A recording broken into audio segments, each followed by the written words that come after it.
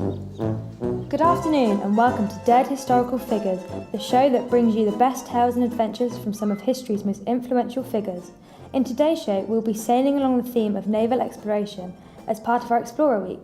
We'll be speaking to two world-renowned figures in the field of exploration and discovery, Captain James Cook and Sir Charles Darwin.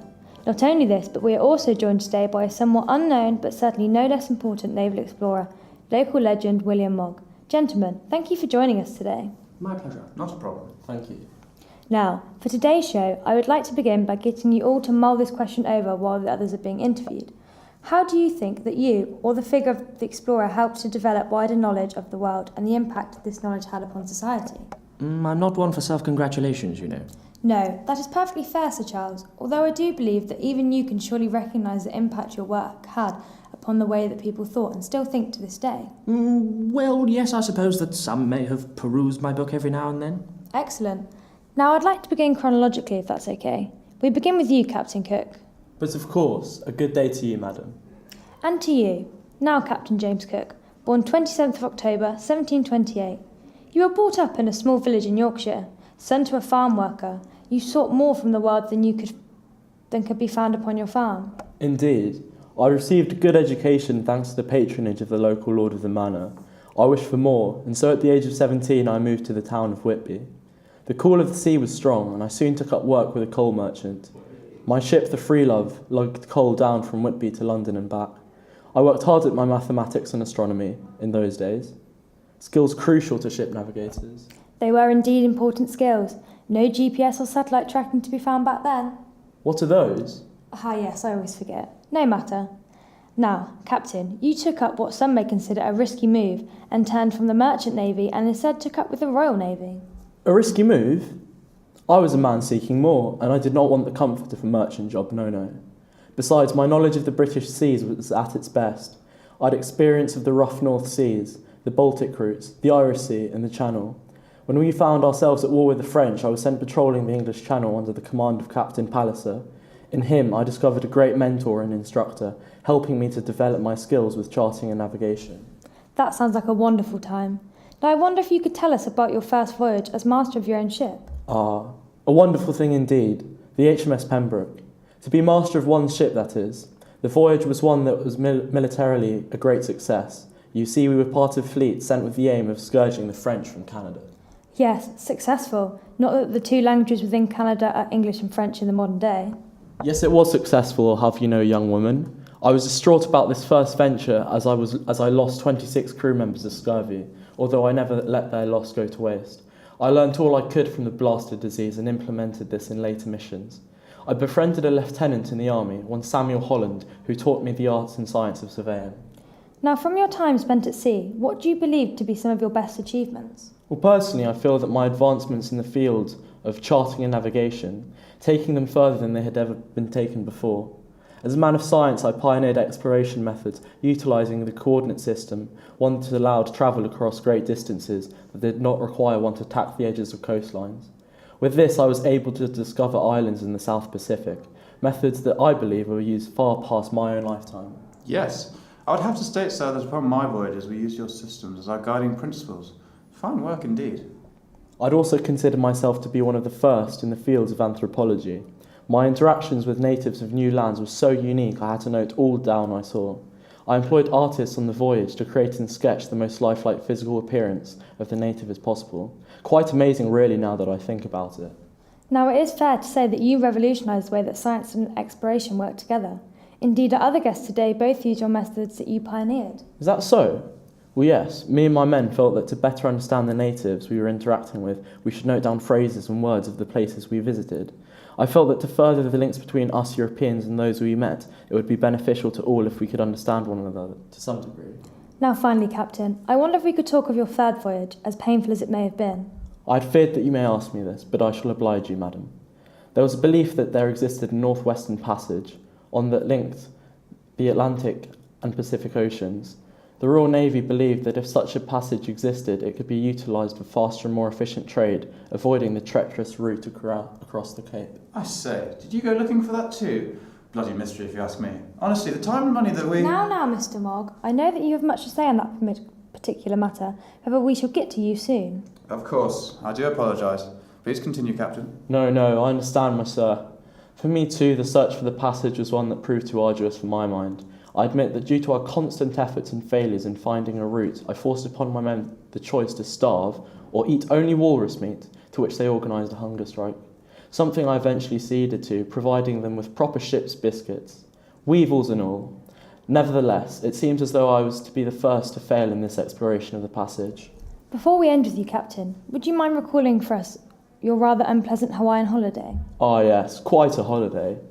Arriving upon the island of Hawaii, I was revered by its people as the demigod Lono. Praise was bestowed upon me as well as many gifts. My men slept well that night, that can be certain. Unfortunately, relations deteriorated between us and our locals, and the prestige of my status as demigod diminished. After we promised to never return, stormy weather forced our ships back upon the island. This was met by further confrontation and harassment by the local head chief. After a series of thefts, we decided to interrogate the chief. This, I must admit, was my downfall. A local warrior's attack by projectile forced my hand to use my pistol. Not the best of decisions, for the whole village turned upon me and my men, resulting in a rather violent ending. A rather bloody ending indeed. Thank you very much for your contribution, Captain. We submit your soul back to the afterlife. Now, continuing along our timeline, we arrive at our local unsung hero, Mr. William Mogg. Good afternoon, sir. Good afternoon. Wonderful to have a chance to sit with a personal hero of mine. Fine fellow indeed. Now, Mr. Mogg, your backstory is one of intrigue. Born in Southampton, born in Somerset, the records are not clear. What is known is that you joined the Navy in 1811 at the age of 15. Indeed. I volunteered upon a Navy vessel as part of the Continental blockade restricting the movement of Napoleon's forces. A thrilling time. I learned the beginnings of life aboard ship. It was here that I also began to keep a diary, noting down all that I saw and experienced while at sea. Like our previous guest, Captain Cook, you too were a part of efforts to discover the Northwest Passage. Why, yes, I sailed extensively across the Arctic, under Captain Lyon aboard the ship HMS Hecla. My second volume details this, as I'm sure you know. Ah yes, Mr. Mogg. I hate to be the bearer of bad news, but your work is somewhat exclusive.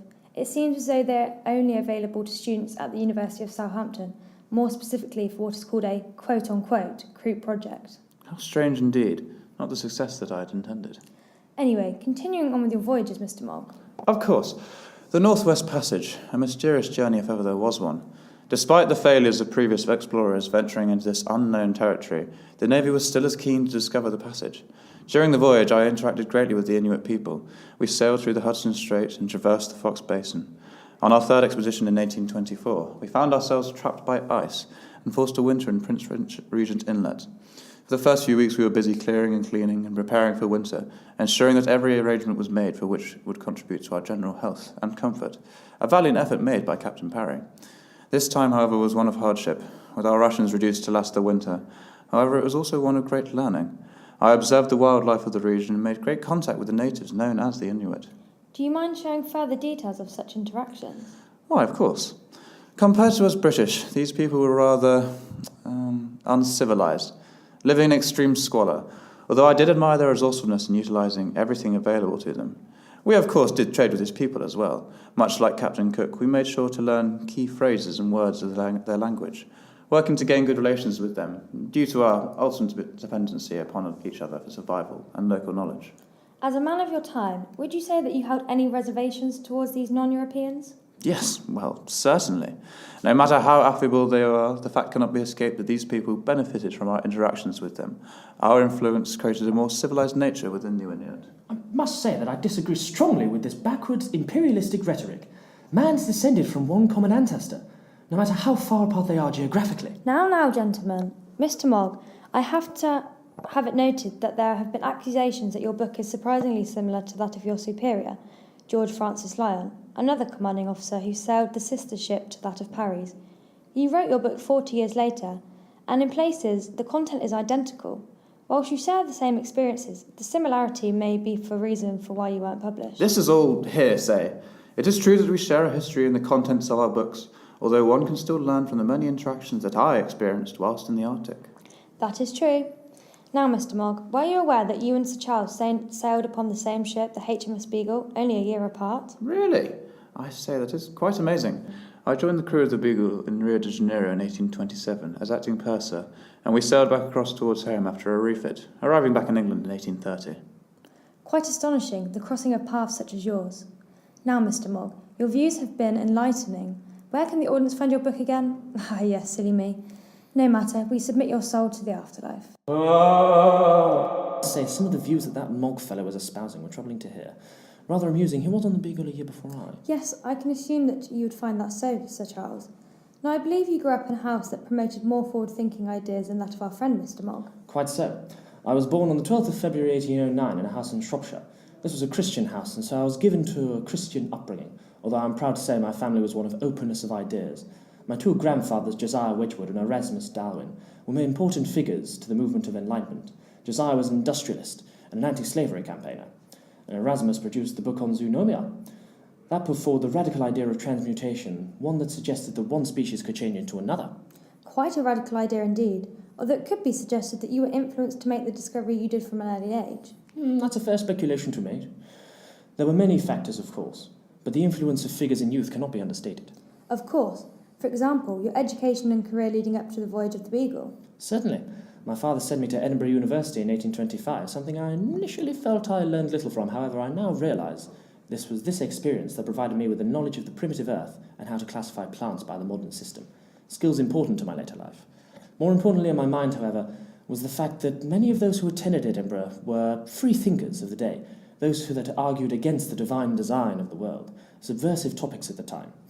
My father, seeing that medicine did not suit my fragile stomach, sent me to Christ's College to become an educated Anglican gentleman.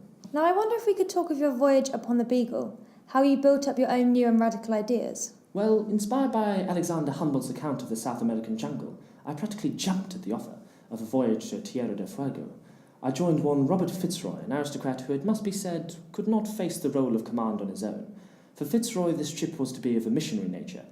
The mission practice was one I was not overly fond of, mainly for its use by the British government to further their efforts in so-called progress. Fitzroy gave me a copy of Charles Lyell's Principles of Geology, with much time to read and think about aboard this ship, gave me much time to ponder over considering changes over vast periods of time. I can see some of the links being drawn here, Sir Charles. Now I understand that you were unfortunately a great sufferer of seasickness. Quite so. For this reason, with my position as ship's naturalist, I spent far more time on land than sea. Indeed, I believe that of the 5-year period I spent on the waves, only 18 months were actually aboard ship. With this time on shore, I collected a great amount of bird, plant and fossil specimens. It was from the varying collection of animals and rock that I began to contemplate many ideas of creation. In the Cape Verde Islands, I viewed oyster shells running through the local rock, suggesting that Lyell was correct in his assertion of changing water levels. My repeated trips to the cliff of Bahia Blanca yielded huge bones of extinct mammals and fossils aplenty. Ultimately, it was Valdivia, Chile, that I found the very ground itself shake and tremble, and witnessed the devastation that a great tidal wave and earthquake had caused to the city of Concepcion. I felt that much I was viewing was suggesting to me these great shifts in the earth over vast periods of time. How important would you say this voyage was in your life? Oh, certainly. This was by far the most important event of my life. It determined my entire career to follow. And with your return from that 5-year voyage, did you feel as though you were headed down a certain path? Well, I certainly had stirrings of an idea. I transcribed all the notes I had taken whilst at sea and composed them into a book, the Journal of Researches into the Geology and Natural History of Various Countries visited by HMS Beagle, a mouthful I know. Published in 1839, this book saw the development of my theories of common descent and natural selection. In 1842, I drafted a 35-page sketch of my natural selection theory, expanding upon it in 1844. However, I had no intention of publishing it. There were many who called me a heretic for my views. The world was evidently not quite ready to hear my theory just yet. And finally, coming up to the publication of On the Origin of the Species, 1859, your publication of the theory of natural selection stemming from your discoveries and explorations at sea, would you consider this your greatest achievement? I would have to say that I feel my work to be best appreciated in the years beyond my life. In my time, I felt I was able to change the belief and overcome scientific rejection of earlier concepts of the transmutation of species, in my mind finishing my grandfather's work. A lovely note to end on indeed. Sir Charles Darwin, I would like to thank you for joining us today and for your contribution to the fields of science and exploration. I submit your soul to the afterlife. Well, folks, that'll be all for today. I'd like to thank my guests, Captain James Cook, William Mogg and Sir Charles Darwin. Next week, we'll be joined by 3 of history's most controversial leaders, Adolf Hitler, Richard Nixon and Donald Trump. If you would like to submit a suggestion for a guest or a question for me to ask them, please send your emails to grim@reaper.heaven.hell. Goodbye for now.